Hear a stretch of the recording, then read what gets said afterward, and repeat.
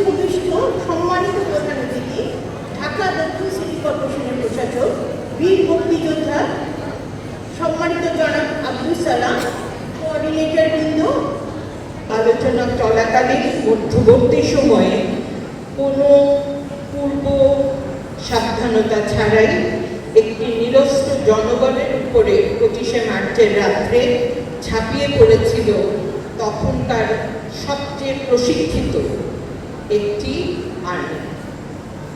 তাহলে এই বিশ্বাসঘাতকতার যেই রাত শুরু হয়েছিল সেই দিন ছিল আজকে।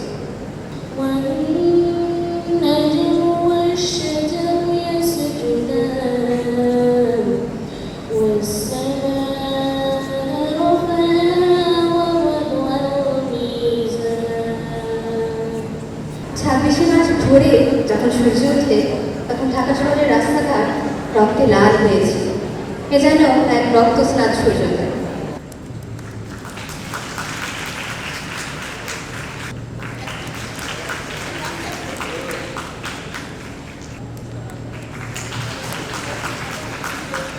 আমরা সবাই বাংলাদেশি, আমরা এই দেশটাকে গড়ে তুলব এবং স্বাভাবিকভাবে যেহেতু আমি একটা রাজনৈতিক দল করি, আমার বর্তমান প্রধানমন্ত্রী তারেক রহমানের জন্য তোমরা দোয়া করবেন।